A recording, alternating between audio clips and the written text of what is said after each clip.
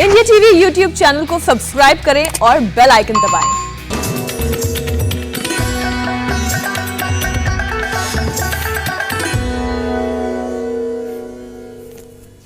नमस्कार, India TV पर आप सभी का स्वागत है। मैं हूं अमित पालित और मेरे साथ है मेरी सहयोगी मीनाक्षी जोशी।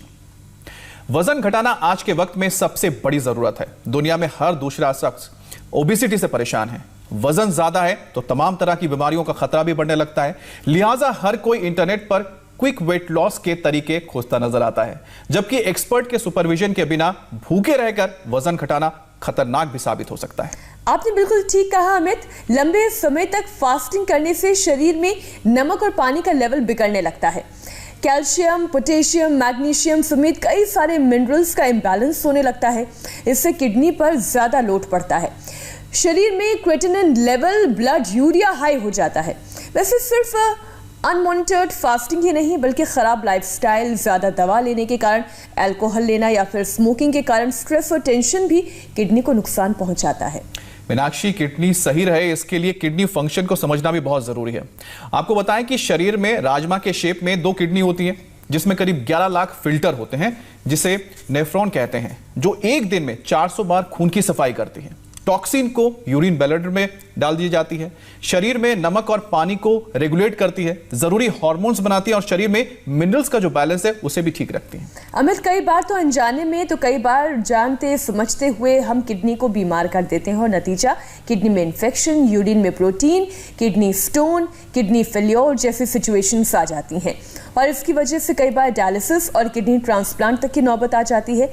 ऐसे में किडनी को हम कैसे हेल्दी बना सकते हैं, बेहतर लाइफस्टाइल कैसे अपना सकते हैं, ये समझाने के लिए स्वामी रामदेव हमेशा की तरह एक बार फिर हमारे साथ जुड़ गए हैं। स्वामी जी, बहुत बहुत स्वागत है आपका। स्वामी जी प्रणाम।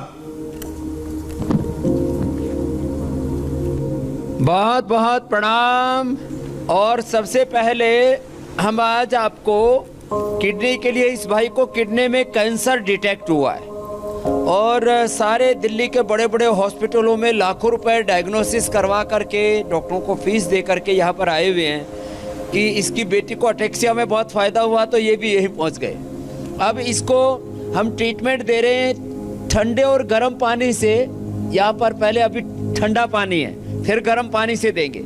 अब ठंडा और गर्म पानी से सेक देते हैं। इसकी एक किडनी निकाली जा चुकी है, इसका क्रिएटिनिन लेवल बढ़ा हुआ है, तो इसको सीधा लिटा करके और उल्टा लिटा करके मिट्टी की पट्टी देते हैं। अब ये बातें छोटी छोटी है, लेकिन लगभग 45 मिनट्स, 30 से लेकर के 45 मिनट्स ये मिट्टी की पट्टी पेट पर रखने से और फिर उल्टा लिटा करके भी रखेंगे, और इससे किडनी का फंक्शन, जो उसके पूरे के पूरे किडनी की कोशिकाएं हैं, वो एक्टिवेट हो जाती हैं। और जो किडनी पूरी जिंदगी भर में लाखों नहीं करोड़ों लीटर खून का, पानी का फिल्टर करके और अपने शरीर को ऊर्जा प्रदान करती है, उस किडनी को हम इससे सपोर्ट करते हैं। एक तो मोबाइल जेब में मत रखा करो, इसका किडनी पर बुरा असर पड़ता है।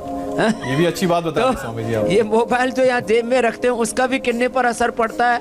मोबाइल सामने वाले जेब में रखते हैं तो उसका हार्ट के ऊपर असर पड़ता है। हाथ पर रखते हैं तो उसका पूरा ब्रेन और नर्वस सिस्टम में असर पड़ता है। इसलिए मैं तो मोबाइल झोले में रखता हूँ और जितना जरूरी होता है उतना उसका उपयोग करता हूँ। खैर, ये तो 3 तरह के ये ट्रीटमेंट थे। अब दूसरा है, इसको उठाओ बेटा और इधर आ जाओ। जो है इधर से अब आपको एक बस्ती हमने कई तरह की बताई हुई है, और बस्ती में अब देखो, ये आपने पीछे से जो बस्ती देते हैं वो भी गोखरू की और वृक्कदोषर क्वाथ की बस्ती भी इसमें लाभप्रद है।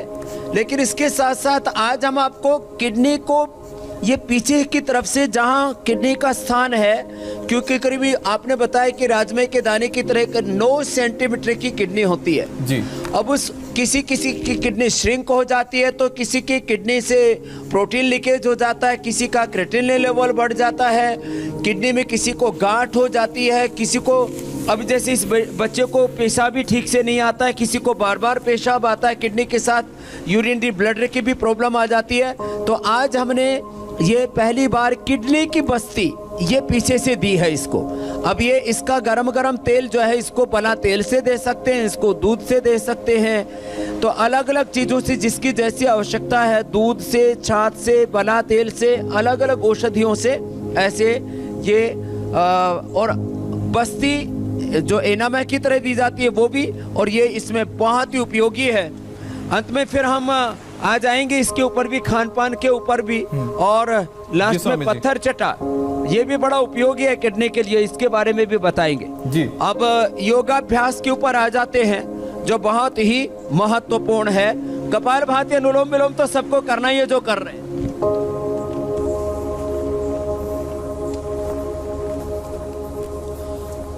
और आसनों में जिससे जितना बन पाए उतने आसनों का अभ्यास करें।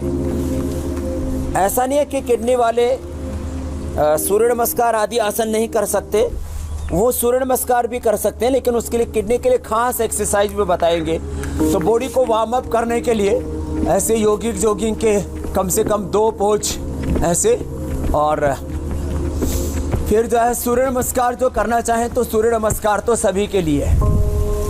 आज बहुत तेज हवाएं चल रही हैं और बहुत सुंदर यहाँ पुष्प खिले हुए हैं निरामयम योगा ग्राम में, हरिद्वार में, और रात भर से वर्षा तो हो रही है। और शुरुआत मैंने सूर्य नमस्कार के साथ इसलिए की है कि ये अभी सूर्य भगवान भी उदय होने के लिए संघर्ष कर रहे हैं बादलों के बीच से। जिंदगी एक संग्राम है, एक युद्ध है, लेकिन योग पूर्वक इसको लड़ना है, युद्ध स्वविगत है। तो खैर मैं आपको बता ये रहा था कि किडनी वाले पेशेंट, उनको तेजी से चलना, और वो भी ये सूर्य नमस्कार करके फिजिकल एक्सरसाइज कर सकते, नहीं तो उनको ऐसा लगता है कि हमारे लिए तो एक्सरसाइज बना ही है, तेज व्यायाम नहीं कर सकते, तो आराम आराम से सूर्य नमस्कार कर लें। और उसके बाद किडनी के लिए बहुत महत्वपूर्ण छोटी छोटी बातें बताता हूँ। जो किडनी को पूरी तरह से अच्छा करना चाहते हैं तो वे 5-5 मिनट एक एक आसन करें कपालभाति के साथ, जैसे मंडूक आसन है। तो ये किडनी की प्रॉब्लम है, जिनको क्रिएटिनिन लेवल बढ़ा हुआ है, उनका यूरिया लेवल बढ़ा हुआ है, प्रोटीन लीकेज की प्रॉब्लम है, बार बार पेशाब जाने की, यूटीआई की, कई प्रकार के मूत्रकृच्छ्र होता है, बार बार पेशाब आता है, पेशाब पर कंट्रोल नहीं है, बहुत तरह की दिक्कत है, उन सबको ऐसे ऐसे करना चाहिए। नमक बिल्कुल कम कर देना चाहिए, सेंधा नमक बहुत मामूली लेना चाहिए उनको। डाइट में प्रोटीन भी बहुत बैलेंस मात्रा में लेना चाहिए उनको, हाई प्रोटीन डाइट भी नहीं लेनी चाहिए। तो ज़्यादा प्रोटीन खाने से भी किडनी के ऊपर प्रेशर पड़ता है। तो उनको सबसे हेल्दी प्रोटीन ऐसे तो दूध का और सोया का होता ही है, उसमें स्पिरुलिना का जो प्रोटीन होता है, हम 2-2 कैप्सूल सुबह दोपहर शाम 3 बार खिला देते हैं, प्रोटीन पूर्ति हो जाती है और किडनी पर लोड नहीं पड़ता है। तो ये मंडूक आसन 1 से 5 मिनट करना है आराम आराम से। आज सारे किडनी के हम योगाभ्यास बता रहे हैं, कपालभाति पूर्वक इनको करें। और मैंने कहा नमक कम से कम खाएं, तला हुआ बंद कर दें। पानी जो है किडनी की प्रॉब्लम ना हो इसके लिए 3 से 4 लीटर डेली पीना चाहिए, लेकिन होने के बाद 1 से 1.5 लीटर पर ही ले आते हैं और उनका पानी बंद करके गोखरू का पानी पिलाते हैं। माने गोखरू रात को भिगो दो, सुबह उबाल के अथवा बिना उबाले उसका पानी पी लो, गोखरू का ही पानी पिए। जिनको किडनी की प्रॉब्लम है, जिनको लीवर की प्रॉब्लम हो सर्वकल्प का ही पानी पिए, जिनको हार्ट की प्रॉब्लम हो अर्जुन की छाल का ही पानी पिए, जिनको मस्तिष्क की प्रॉब्लम मेधा को आते हैं ब्राह्मी सखपुष्पी का ही पानी पिए, जिनको स्किन की प्रॉब्लम हो कायाकल्प का ही पानी पिए। ऐसी छोटी छोटी बातों से, जिनको भयंकर एसिडिटी, भयंकर अर्थराइटिस है, वो खाली एलोवेरा व्हीट ग्रास थोड़ा थोड़ा करके दिन में कई बार पी ले और गिलोय का ही पानी पिए। ऐसे छोटे छोटे जो करेक्शन है, इनिशिएटिव हैं, इनसे बहुत बड़े बड़े परिणाम हमारी जिंदगी में मिलते हैं। अब देखो मैंने मंडूक आसन ऐसे भी बताया, इसको ऐसे भी कर सकते हैं जी। अब कैसे करना, ये कपालभाति के साथ करना। किडनी की सिस्ट भी ठीक हो जाती है अमित भाई जी। किसी किसी को 2, किसी को 5, किसी को 10-10 mm की किडनी में गांठें हो जाती है, वो भी डिजोल्व हो जाती है। इससे बड़ी बात कह रहा हूँ स्वामी जी। कुछ लोगों को एक ही किडनी होती है क्योंकि जन्म से बताया जाता है दूसरी किडनी उनकी डेवलप नहीं करती और एक ही किडनी रह जाती है, वो भी क्या यही उपाय करें जो आप बता रहे हैं किडनी को हेल्दी रखने के लिए? हाँ, जिनकी एक किडनी होती है वो भी यही उपाय करें। और 2-3 बातें इसके साथ और जोड़ देता हूँ जी। जिन्होंने किडनी डोनेट कर दिया है तो उनकी किडनी 4 से 6 महीने में वापस देखो नॉर्मल आ जाती है। तो किडनी डोनेट करने के बाद में 4-6 महीने बाद धीरे धीरे प्राणायाम जरूर करें। डोनेट करने के बाद जिनकी एक किडनी वो भी परेशान ना हो, एक किडनी से ज़िंदगी निकल जाती है अच्छे से। अरे एक नहीं, हमारे जाने के बाद एक किडनी किसी और के काम आया, इसलिए मैंने अपना liver, kidney, lung, heart, brain, आजकल liver, kidney, brain, lung transplant की व्यवस्था हो गई मेडिकल साइंस में। मैं इस मामले में मेडिकल साइंस का प्रशंसक हूँ कि ऐसे लोगों को भी हम जीवन दान दे सकते हैं, इसलिए मैंने देह दान भी दिया हुआ है, जीवन दान दिया हुआ है। अभी भी 100% मेरा योग के लिए, पुरुषार्थ के लिए, परमार्थ के लिए। तो आपके एक किडनी हो, किसी भी कारण से जन्म से नहीं है तो डोनेट कर दिए। कितने लोगों स्वामी जी आज आपसे प्रेरणा मिली होगी और उम्मीद करते हैं कि आपके नक्शे कदम पर लोग चलें, क्योंकि इससे मानव जाति को कितना भला होगा, कितना फायदा होगा कि लोग अक्सर दान करके जाए अपने ऑर्गन्स। तो स्वामी जी, किडनी की खराबी के पीछे ओवरवेट होना भी बड़ा मसला होता है, इसके लिए क्या करें? बड़ा काम है। पहले किडनी के अभ्यास बता देते हैं, फिर ओवरवेट वाले जो 5 अभ्यास हैं, स्थित कोणासन, भुजंगासन, अर्धलासन, पादवृत्तासन, द्विचक्रिकासन भी बताएंगे। वैसे मेरे अनुभव में 3 बड़े कारण हैं किडनी फेल होने के जी। एक तो डायबिटीज, तो ये जो अभ्यास अभी बता रहे हैं ये डायबिटीज के लिए भी अच्छे हैं। डायबिटीज वालों की अक्सर किडनी खराब हो जाती है। दूसरा जो है ओवरवेट, उसमें एक बड़ा कारण होता है, और अनहेल्दी डाइट उसमें बड़ा कारण होता है। नमक ज़्यादा लोग खाते हैं, ये भी बड़ा कारण होता है।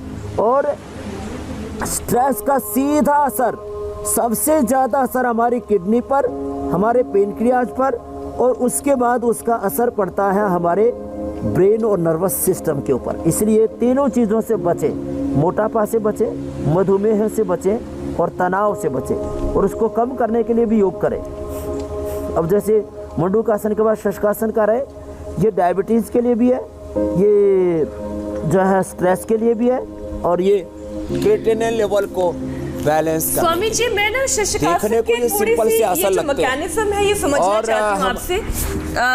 हालांकि ये आज हमारे टॉपिक में शामिल नहीं था, लेकिन क्योंकि हम हमेशा ये आसन करते हैं इसलिए समझना भी बहुत ज़रूरी है कि जो हम आसन कर रहे हैं उससे फ़ायदे कैसे मिलते हैं। तो जब हम शशकासन करते हैं तो जो ये बीमारियाँ हैं उसमें तो हमें फ़ायदा मिलता ही है, लेकिन स्ट्रेस लेवल अपने आप ही बहुत कम होता जाता है। ऐसा लगता है कि जैसे मस्तिष्क में बहुत आराम मिल रहा है। ये मैकेनिज्म क्या है? देखो, जैसे ही हमारी स्पाइनल कोड को हम आगे पीछे झुकने का मूवमेंट करते हैं, फॉरवर्ड और बैकवर्ड बेंडिंग से central nervous system, peripheral nervous system, और आगे झुकने से हमारे पिट्यूटरी, पीनियल ग्लैंड और ब्रेन जो है ये रिलैक्स हो जाते हैं, उनमें ब्लड का सर्कुलेशन पूरा होने लगता है। 2 ही तरीके, या तो शीर्षासन करें या तो सर्वांगासन करें, उससे ब्लड का सर्कुलेशन अच्छा होता है। एक फिर ये शशकासन करने से, और शशकासन के बाद फॉरवर्ड बेंडिंग के बाद बैकवर्ड बेंडिंग, इसका भी असर सीधा किडनी पर पड़ता है। तो उष्ट्रासन, और जो उष्ट्रासन नहीं कर सकते अर्ध उष्ट्रासन और शशकासन करें, तो इससे एकदम इसलिए शशकासन करने से झुक करके सुबह उठ करके धरती माता को प्रणाम करते हैं हम। ऐसे धरती माता को प्रणाम, मातृदेवो भव, पितृदेवो भव, आचार्य देवो भव, अतिथि देवो भव, राष्ट्र देवो भव, आगे झुकते हैं हम।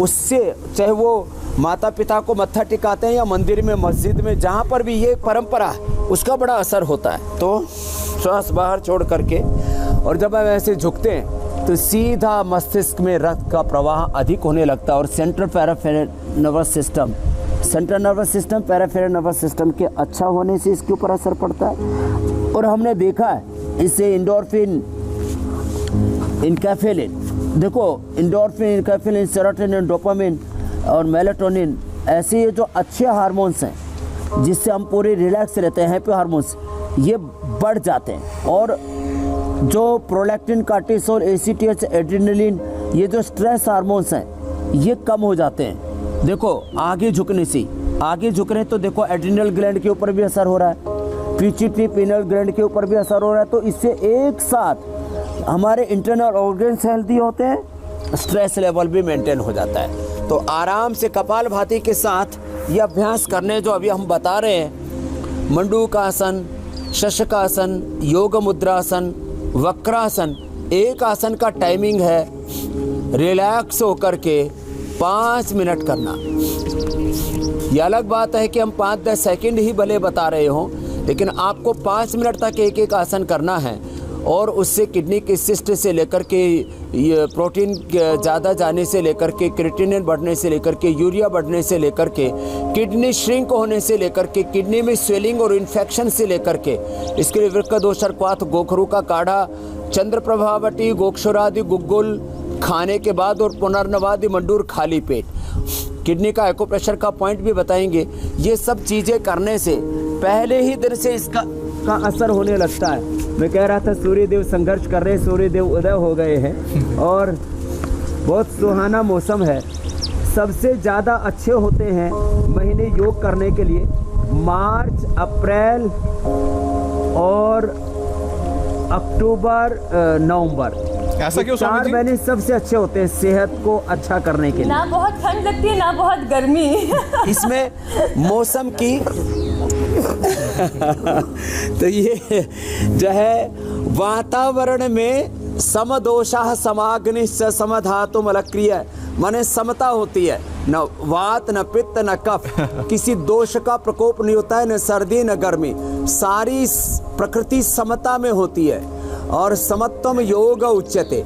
जब वात पित्त कफ एनाबॉलिज्म मेटाबॉलिज्म सभी केमिकल सोर्स हार्मोन्स का, बॉडी का, ब्रेन का, थॉट्स का, इमोशंस का, सब कुछ का जब बैलेंस होता है, समता में सब कुछ चीज़ें होती है ना, तो सब कुछ ठीक होता है। तो ये सबसे अच्छा वेदर होता है। गोमुखासन भी ये किडनी के लिए, ये प्रोस्टेट के लिए, ये वैसे तो जिनको एक्रोलॉजी स्प्लाइटिस है उनके लिए भी अच्छा है। अब किडनी के लिए भी बता दे रहे हैं ये अभ्यास जो पवन मुक्तासन, उत्तान पादासन, लोकासन, सेतुबंध आसन है। और आपने जो पूछा वेट वाला भी इसके साथ ही पूरा कर देंगे जी। आराम आराम से एक रिदम के साथ करें। जो हम खान पीन के बारे में बताते हैं उसका भी पूरा ध्यान दें। नमक पूरी तरह से थोड़े दिन के लिए बंद कर दें, बाद में थोड़ा सेंधा नमक लेंगे तो चलेगा। जितना हो सके बोल्ड खाएं, अंकुरित लें, शाक सब्जियां भी उबली हुई खाएं। ऑयल, जिनको फैटी लीवर है, लिवर सिरोसिस है, जिनको हेपेटाइटिस है, वे और जिनको किडनी की प्रॉब्लम है, ओबेसिटी भी बहुत ज़्यादा, तो थोड़े दिन आपने बहुत खाना खा लिया है, आपका कोटा पूरा हो गया, अभी थोड़े दिन फैट लेस आप भोजन लो, उसमें ऑयली चीज़ें नहीं होनी चाहिए, तो आप थोड़े दिन ये प्रयोग करेंगे। और एक खास बात बताना चाहता हूँ जी। पवन मुक्तासन, उत्तान पादासन, लोकासन करते करते जिनका भी मैंने क्रिएटिनिन लेवल 10-12 तक था, आपने देखा इंडिया टीवी पर, उनको हमने योग करवाया और यज्ञ भी हमने ये वृक्कदोषर क्वाथ और गोखरू के साथ यज्ञ करवाया और उनका 12-14 से लेकर के क्रिएटिनिन हम 1-1.5 तक ले आए। लेकिन जैसे ही सर्दी जुकाम बुखार होता है तो एकदम क्रिएटिनिन लेवल बढ़ जाता है, इसलिए उनको सर्दी जुकाम बुखार से बचना है। इसलिए मौसम के साथ साथ उनको अपने खान पान पर भी कंट्रोल रखना है। तीखा तला ये सब ना खाएं, क्योंकि सर्दी जुकाम और बुखार आपकी पूरी मेहनत के ऊपर पानी फेर देता है। इसके लिए उनको थोड़ा सा गिलोय का भी सेवन करते रहना चाहिए जी।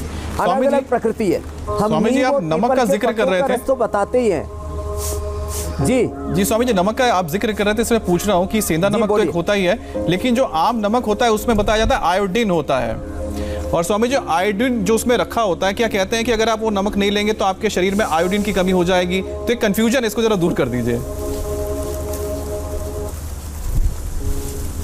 देखो, हमारे ऐसे गुरुजन हैं, मैंने खुद जो है वर्षों तक 20 साल मैंने खुद प्रयोग किया है। मैं ऐसे लोगों को जानता हूँ, ऐसे जैन मुनियों को जानता हूँ, ऐसे प्राकृतिक उपासकों को जानता हूँ जो 50-50 साल से कोई किसी प्रकार का भी ये आयोडीन वाला नमक नहीं खा रहे।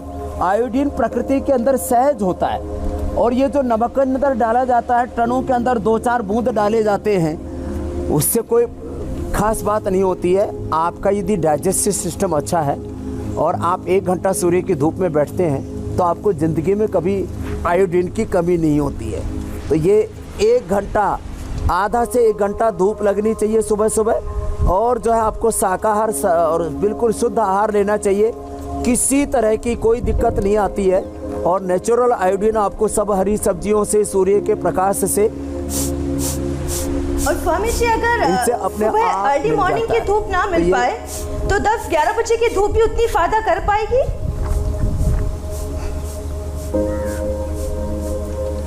भारत में कोई दिक्कत नहीं है। जहाँ पर ओजोन की परत में छेद हो रखा है, जो बहुत ज़्यादा गर्म इलाके, वहाँ थोड़ी सी दिक्कत होती है। फिर वहाँ लोगों की चमड़ी का रंग भी थोड़ा सा श्याम वर्ण का होता है, तो इसलिए उनको दिक्कत नहीं आती है। तो दिन में भी धूप ले सकते हैं, किसी तरह की कोई समस्या नहीं है। तो ये तो अभ्यास बता दिए किडनी के लिए जो अभी तक चल रहे थे। अब बता देते हैं, आपने जो ओबेसिटी के लिए पूछा था, उसके लिए एक पैर से या दोनों पैरों से ये अर्धालासन, ये 10 बार से शुरू करके 25, 50, 100 बार तक कराते हैं हम, एक पैर से अथवा दोनों पैरों से। एक पैर से दोनों पैरों से ऐसे पूरी गोलाई में घुमा देते हैं, ऐसे ऊपर नीचे दाएं बाएं, ऐसे एक तरफ से दूसरी तरफ से, ऐसे क्लॉकवाइज एंटी क्लॉकवाइज, ऐसे पूरी गोलाई में घुमाते हैं, जिससे जितना बन पाए ऐसे। और फिर जो दोनों से कर सके, थोड़े बच्चे होते हैं उनका भी वजन आजकल बहुत बढ़ रहा है, उनके लिए दोनों पैरों से भी कर सकते हैं। ऐसे मैं तो पूरा ऐसे घुमाता हूँ, पूरा ऐसे। और जो है इसमें फिर दोनों पैरों से अथवा एक पैर से ऐसी साइकिलिंग। बहुत स्ट्रेंथ चाहिए स्वामी जी, दोनों पैरों को एक साथ घुमाने के लिए। 100 बार तक मैं करवाता हूँ ऐसे, दोनों पैरों से अथवा एक पैर से। और फिर ये भुजंगासन ऐसे, ये भी 25-50 बार करते हैं ऐसे। और ये ऐसे, और फिर बैठ करके देखो ऐसे, ये अभ्यास कराएं। बिल्कुल, ये किडनी पर भी असर करता है और ओबेसिटी को भी असर करता है, दोनों तरफ से देखो ऐसे। ये तो फिजिकल हो गया, लेकिन आजकल लोग वेट लॉस के लिए अलग अलग तरीके अपनाते हैं, जिसमें फास्टिंग बहुत इंपॉर्टेंट हो गया है। लेकिन कई बार ये उल्टा भी पड़ जाता है, तो सेहत बिगड़ जाती है कई बार, क्योंकि बिना पूछे फास्टिंग करने लगते हैं, बिना जाने। और फास्टिंग कैसे करें और किन बातों का ख्याल रखें, और उस दौरान भी क्या योग अभ्यास कर सकते हैं? योगाभ्यास फास्टिंग के दौरान नहीं करेंगे तो liver, kidney, brain, nervous system पर गलत प्रभाव पड़ेंगे। अच्छा। हम यहाँ 2.5 घंटा सुबह और 2 घंटा शाम को योगाभ्यास कराते हैं, और 3 दिन से 7 दिन तक का फास्ट कराते हैं, केवल पानी के ऊपर भी कराते हैं। आप देखो, सामान्य रूप से थोड़ा नींबू और शहद हम फास्टिंग में देते हैं, लेकिन जिनको एसिडिटी होती है उनको नींबू नहीं देते, जिनको शुगर होती है उनको जो है हम शहद नहीं देते, फिर खाली पानी के ऊपर करवाते हैं। जिनको बहुत ज़्यादा एसिडिटी होती है उनको व्हीट ग्रास, एलोवेरा और लौकी का जूस पिला देते हैं, उससे फास्टिंग कराते हैं, बाकी चीज़ें कुछ नहीं देते। मैं तो 2-2 महीने तक का लौकी कल्प करा देता हूँ, और उस फास्टिंग से लोगों का 30 से लेकर के 40 किलो 2 महीने में, 30 से लेकर 40 किलो वेट कम कर देता हूँ। लोगों के हार्ट की ब्लॉकेज को क्लियर कर देते हैं। 30 से 40 किलो वेट कम और हार्ट के ब्लॉकेज पूरे खत्म। ये तो हमने स्वामी जी इंडिया टीवी पर लाइव एग्जांपल देखा है। ब्लॉकेज पूरे खत्म, ब्लड प्रेशर पूरा खत्म जी, देखे हैं आपने। बिल्कुल, इंडिया टीवी पर हमने लाइव डेमोन्स्ट्रेशन देखे हैं स्वामी जी। इसलिए मेरा आपसे सवाल ये है, सूप या लौकी की सब्जी ले। जी जी जी, कि जो लोग सेहतमंद हैं, जिन्हें कोई शारीरिक परेशानी नहीं है, वजन भी नहीं बढ़ा हुआ है, क्या आप उन्हें भी सजेस्ट करते हैं कि फास्टिंग करनी चाहिए? जरूर, सप्ताह में एक बार एक समय का भोजन टाल दें। और देखो, मैं अभी थोड़ा सा बटरफ्लाई और थोड़ी सूक्ष्म व्यायाम करते हुए कुछ बातें बता रहा हूँ। देखो, जो स्वस्थ व्यक्ति हैं उनको हमारे यहाँ पर कोई सोमवार का, कोई मंगलवार का, कोई अलग अलग दिन व्रत करते हैं, और फिर नवरात्र में 9 दिन का भी व्रत करते हैं, कोई रोज़ा करता है। ये सब जगह उपवास की फास्टिंग की प्रक्रिया है। अब रोज़ा में लोग रात को खा लेते हैं, एक अलग बात है। हमारे यहाँ पर 9 दिन तक कुछ भी ना खाने की प्रक्रिया है। कुछ के लोग खाली पानी पर, कुछ लोग खाली फल के ऊपर, अलग अलग तरह से उपवास करते हैं। अब देखो, अब मैं आपको बात ये बताना चाहता हूँ कम से कम 15 दिन में हमारे यहाँ जैसे बहुत से लोग एकादशी का उपवास करते हैं। अभी इसकी महिमा क्या है? कुछ लोग ऐसे, ये तो खाली कहने की बात है कि एकादशी को अन्न में पाप का प्रवेश हो जाता है इसलिए नहीं खाना चाहिए। पाप का प्रवेश कहीं नहीं है, सारा जगत पुण्य से भरा हुआ है, क्योंकि इस जगत में वही जगदीश्वर है, ब्रह्मांड के कण कण में ब्रह्म है। तो अब उपवास कैसे करें? एक तो उपवास का ये तरीका है, सप्ताह में एक दिन ब्रेकफास्ट को अवॉइड कर दिया। जिनको हाइपर एसिडिटी है, उनको दिक्कत होती है अवॉइड करने में, तो वो एलोवेरा, वीटाग्रास और लौकी का जूस पी सकते हैं। तो सप्ताह में एक दिन का सुबह का ब्रेकफास्ट अवॉइड कर दिया, अथवा सप्ताह में एक दिन दोपहर का लंच अवॉइड कर दिया, अथवा शाम को 7 बजे खाया, फिर अगले दिन 7 बजे खाते हैं, अथवा 9 बजे खाते हैं, 7 बजे तक खा के अगले दिन 9 बजे खाया, तो 14 घंटे का अंतराल मिलने से ऑटोफैगी प्रोसेस हमारा इतना ज़बरदस्त हो जाता है। शरीर की जो अनहेल्दी कोशिकाएं, उनको हेल्दी कोशिकाएं खा करके पूरी बॉडी को क्लीन कर देती है, और उनको कभी भी ज़िंदगी में कैंसर, लिवर किडनी की प्रॉब्लम, फैट की प्रॉब्लम, किसी भी तरह के बॉडी में डिजनरेशन की प्रॉब्लम, टॉक्सिन्स ऑक्सीडेंट्स बढ़ने की प्रॉब्लम नहीं होती है। तो ये भी कार्यक्रम ऐसे रोज़ कर सकें कि 7 बजे से पहले खाना खा लें और अगले दिन फिर 8 बजे तक अपना नाश्ता आदि करके और अपने काम पर चले जाएं। ये तो जो करेंगे 100 साल तक बीमारी नहीं होंगे। फिर फास्टिंग में मैंने बोला, जिनको जैसे वेट कम करना है तो लौकी कल्प के अलावा उनको फ्रूट खाने, तो फ्रूट और बॉइल्ड वेजिटेबल और वाटरमेलन, इसका फास्ट कर लिया तो फास्ट भी आपका हो गया। कोई अन्न लाने, कोई ग्रेन ना ले। आप कहेंगे प्रोटीन की पूर्ति कैसे हो पाएगी? तो हमारे ही शरीर के मैंने कहा जो अनहेल्दी कोशिकाएं हैं, उनका जो प्रोटीन बॉडी को मिलेगा, उससे प्रोटीन की पूर्ति हो जाएगी, और जो फैट है वो एनर्जी में कन्वर्ट हो जाएगा। उसको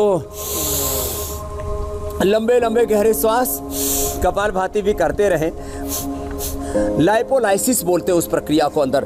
तो इसलिए जिनको फैट कम करना है वो वाटरमेलन के ऊपर करें, वो जो है सब्जियां लें, फ्रूट्स लें। हाँ, फ्रूट्स में जो है आम और केला, ये ज़्यादा लेने पर, आम जो है आप आधा आम खाते हैं या 1 आम खाते हैं, केला आप 1 से 2 केला खाते हैं, कोई दिक्कत नहीं होती है। अब आधा दर्जन, 1 दर्जन केला खाएंगे, 1 किलो आम खाएंगे तो दिक्कत होगी ही होगी।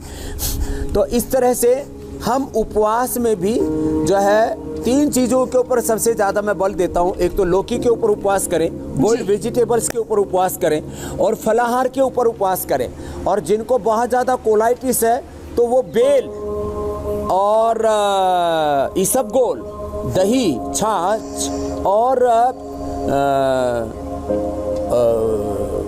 वो उपवास करें अनार के साथ। अनार जो है जबरदस्त है। हाँ, तो अलग अलग लोगों को अलग अलग तरह से उपवास करवाया जाता है। 100 बीमारियों को दूर करने वाला है। कई लोग तो साबूदाना भी खाते हैं बहुत। दाड़िम कल्प, लौकी कल्प। फास्टिंग के दौरान ना साबूदाना नहीं खाना चाहिए। साबूदाना तो ये वो तो स्वाद के लिए लोग खा लेते हैं। साबूदाना ये सबसे उपवास का सबसे घटिया सामान है साबूदाना। इसलिए मैं उसका ऐसे कोई विरोध नहीं है, वो भी एक कंद है और उसके ग्रेन्यूल्स बना करके और बाजार में बिकता है। तो साबूदाना को अवॉइड करना चाहिए। हेल्दी आदमी कभी महीने 20 दिन में कभी खा लिया तो अलग बात है। ऐसे भी खाने में उसको बहुत तरकीब से रात को भिगोना पड़ता है, ठीक से पकाना पड़ता है, नहीं तो चिप चिप करता है, पिघलता नहीं है। उसको तो ऊपर से खाते हो, नीचे से गोली बारूद से निकलते रहते हैं, फिर ये क्या मतलब हुआ? तो स्वामी जी तो ऊपर से खाया, नीचे से निकाला, खाया, खाना पैखाने में निकलता रहता है जी। स्वामी जी, अब हम बात कर लेते हैं यूरिक एसिड की भी, जिसकी ये किडनी का पॉइंट दबाते हुए कपालभाति करें, फिर अनुलोम विलोम। जी। यूरिक एसिड के केसेस स्वामी जी पहले बहुत कम दिखते थे, लेकिन अब तो प्रेशर बता देता हूं। 30 से 32 साल के युवा भी अक्सर यूरिक एसिड बढ़ने की शिकायत उनमें नजर आने लगी है। तो ये क्या वजह है? यूरिक एसिड बढ़ने की एक तो जंक फूड, फास्ट फूड बहुत ज़्यादा खा रहे हैं, प्रोटीन डाइट के अंदर बहुत ज़्यादा ले रहे हैं, बहुत ज़्यादा प्रोटीन के ड्रिंक पीते हैं, फिर प्रोटीन के लिए बहुत ज़्यादा पनीर खाते हैं, बहुत ज़्यादा सोया का प्रयोग करते हैं, बहुत ज़्यादा अलग अलग प्रकार की दालें खा लेते हैं और जंक फूड साथ में ऊपर से और खा लेते हैं। तो उससे ये जो है यूरिक एसिड बहुत ज़्यादा बढ़ रहा है। यूरिक एसिड घटाने के लिए एक तो प्रोटीन डाइट को बिल्कुल मिनिमाइज़ कर दें और साथ में गोखरू का पानी पिएं सुबह से शाम तक। मैंने तो ये प्रयोग यहाँ पर बहुतों को कराया। एक सप्ताह के अंदर में जिनका 9, 10, 11 तक यूरिक एसिड पहुँच जाता है उसको हम 5 तक ले आते हैं। 10, 12 से सीधा 5 के ऊपर, ये हमारा अनुभव है। और ये पॉइंट दबाते हैं, ये यहाँ से और ये यहाँ से, दोनों हाथों में। ये किडनी के पॉइंट है, दोनों पैरों में ऐसे ही, यहाँ से और ये यहाँ से, ये दोनों, ये पॉइंट और ये पॉइंट, ये ज़बरदस्त हैं, हाथ में भी पैर में भी। और यूरिक एसिड बहुत ही ज़्यादा बढ़ा हुआ तो चंद्र प्रभावटी और गोक्षर आदि गोगुल ये भी ज़बरदस्त फ़ायदा करते हैं। और सबसे अच्छा तो मैंने गोखरू का ही बताया, गोखरू और कासनी। ये तो कासनी जो गाय भैंसों को भी खिलाते हैं हरे चारे के रूप में, कासनी को पूरा लेकर के उसका भी रस बना लेते हैं। और पीपल के पत्ते और नीम के पत्तों का रस भी लाते हैं, ये भी इसमें बहुत ज़बरदस्त फ़ायदा करता है। जिनको बहुत ज़्यादा पित्त बढ़ा हुआ होता है उनको शीशम के पत्तों का रस भी पिलाते हैं। तो ये छोटी छोटी बातें बता दी है। और किडनी को अच्छा रखने के लिए जो पत्थर चटा रखा हुआ है ना इधर, ये पत्थर चटा के पत्ते, ये 3 पत्ते सुबह खा ले तो ये जिंदगी भर के लिए किडनी आपकी एकदम फर्स्ट क्लास रहेगी। जी, ये तो नाम भी सुन के ऐसे लगता है स्वामी जी की पत्थर को चाट जाने वाला। किडनी में भी पत्थर की समस्या है स्वामी जी, एक बहुत ही अहम एक मुद्दा बन जाता है कि लोगों की जिंदगी के लिए कई बार तो ऑपरेशन भी करवाना पड़ता है। इसके क्या उपाय हैं स्वामी जी? योग के जरिए इसको किस तरह से हम ठीक रख सकते हैं और ऑपरेशन का नौबती ना आए? अब देखो 3 छोटे छोटे उपाय बता रहा हूँ। सप्ताह में एक बार पूरे परिवार को, एक बार नहीं तो महीने में पूरे परिवार को एक बार गोखरू का काढ़ा पी लेना चाहिए। इसे यूटीआई की प्रॉब्लम से लेकर के, किडनी स्टोन से लेकर के, गाल स्टोन से लेकर के, किसी को कैल्शियम डिपॉजिट हो जाता है आजकल हार्ट के अंदर भी, और किसी को पेनक्रियाज में स्टोन हो जाता है, किसी को गले में, पूरी बॉडी में कहीं भी कैल्शियम डिपॉजिट हो जाता है। तो उस डिपोजिशन को रोकने सबसे सेफ तरीका है सप्ताह में एक बार अथवा महीने में एक बार गोखरू का काढ़ा पूरे परिवार को पीना चाहिए। और इसका मैंने प्रयोग बताया है तो लाखों करोड़ों लोगों ने अपने घरों में गोखरू पीना शुरू कर दिया। गोखरू आजकल महंगा हो गया है, लौकी और गिलोय के बाद सबसे ज़्यादा आजकल महंगा गोखरू ही है। तो इससे पथरी नहीं होगी। सप्ताह में अथवा महीने में एक बार कुलथ की दाल, आज कुलथ की दाल, कुलथ को रात को भिगो दें। थोड़े पहाड़ के ऊपर ज़्यादा लोग इसका सेवन करते हैं, थोड़ी गर्म होती है तो रात को भिगो देने से उसकी गर्मी भी खत्म हो जाएगी। उसकी पतली दाल होनी चाहिए तो उसमें थोड़ा सा सेंधा नमक, और सेंधा नमक थोड़ी मात्रा में, और उसमें ज़रूर थोड़ा सा हींग डालना चाहिए। उससे कितने भयंकर पत्थर हो पिघल जाता। मैंने एक दिन तो डायमंड भी घिस के उसमें दिखाया था। और डायमंड की भस्म जो हम बनाते हैं किडनी कैंसर के पेशेंट्स के लिए जी, उसको हम डायमंड को कुलथ के दाल के अंदर ही सेंधा नमक डाल करके और हींग डाल करके उसी से हम डायमंड को पाउडर बनाते हैं। तो ये कुलथ की दाल का सेवन करना चाहिए और पानी 3 से लीटर जरूर पीना चाहिए। और जिनको मिल सके तो सप्ताह में या महीने में एक बार पत्थर चट्टा के 3 पत्ते खा लेने चाहिए। तो ये मैंने 3 रामबाण उपाय बता दिए, पत्थर चटा,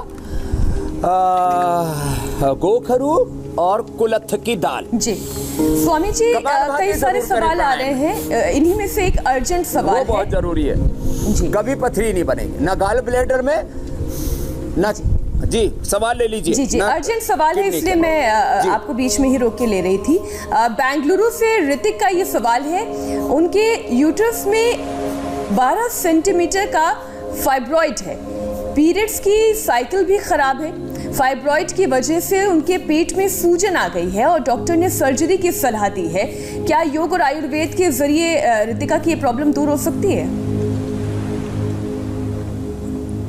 100% मीनाक्षी जी, ये प्रॉब्लम दूर होती है। रोज़ मैं जो है ये बात बताता हूँ कि यूट्रस की थिकनेस बढ़ गई हो, यूट्रस में फाइब्रोइड्स हैं, ओरिसिस्ट हैं, पॉलीसिस्टिक ओवरीज हैं। 1-1 घंटा सुबह शाम कपालभाति करें और मिट्टी पट्टी ज़रूर कर ले पेट के ऊपर। ठंडे गर्म पानी का शेक कर ले, ठंडे गर्म पानी का सेक, मिट्टी की पट्टी, और सुबह शाम 1-1 घंटा कपालभाति। सिस्टोग्रिट उनको ले लेना चाहिए अथवा काचनार, विद्यबाधिका वटी, और खाली पेट जो हम बताते हैं ना, शिला सिंदूर, ताम्र भस्म, शिला सिंदूर 4 ग्राम, ताम्र भस्म 1 से 2 ग्राम, प्रबाल पंचामृत 10 ग्राम, ये सब मिला करके और सुबह शाम इसकी 60 पुड़िया बना करके 1 पुड़िया खा ले। और 1 से 2 ग्राम हल्दी भी खाली पेट ले ले तो गांठ पूरी तरह से 1 महीने के अंदर ही यूट्रस के फाइब्रोइड्स पूरे खत्म हो जाते हैं, यदि 1-1 घंटा कपालभाति करे तो सुबह शाम जी। और अभी वो करेंगे, 1 महीने बाद इन्हीं को दोबारा से हम पूछेंगे तो उनकी गांठ ठीक मिलेगी, उनको कतई ऑपरेशन कराने की जरूरत नहीं। मैं तो कहता हूँ कमर के, यूट्रस के, ऐसी कहीं पर भी गांठ हो जाती है, इनके हम ऑपरेशन कराते रहते हैं, जिनकी 99% मीनाक्षी जी जरूरत नहीं होती है। वाह स्वामी जी किडनी मजबूत रहे इसके लिए आज आप क्या खास बनाकर हमें बताएंगे?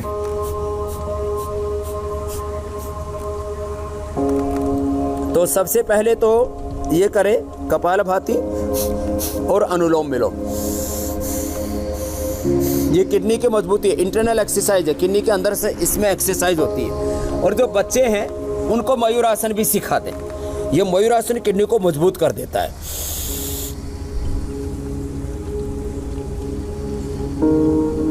वाह,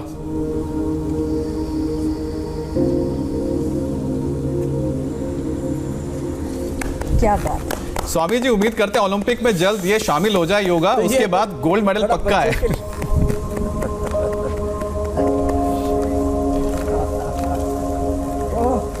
जी योग को स्वामी जी जब तक आप पहुंच रहे हैं बताएंगे हमें कल जरूर पूरी हो जाएगी, खाना क्या बनेगा और उससे सेहत कैसी ठीक रहेगी और किडनी कैसे ठीक रहेगा। उससे पहले बता देते हैं कल क्या खास रहने वाला है और कल आप क्या बताएंगे। अगर आप फटी एड़ियां, चेहरे पर पिंपल्स, झुर्रियां और स्किन की प्रॉब्लम से परेशान हैं तो स्वामी रामदेव ऐसा यौगिक सॉल्यूशन आपको बताएंगे जिनसे इन तमाम समस्याओं से आप निजात पा सकेंगे। तो ना रहेंगी फटी एड़ियां, ना रहेंगे चेहरे पर पिंपल्स, चेहरे का निखार भी बना रहेगा। कल की हमारी ये खास क्लास रहेगी। लेकिन अभी स्वामी जी हमें बता रहे हैं कि क्या खाएं जिससे किडनी रहे स्वस्थ। स्वामी जी चलो नहीं, देखो आज यहाँ हवा बहुत मेहरबान है, इसलिए हम आपको बता दे रहे हैं कि चूल्हा नहीं जल पा रहा है।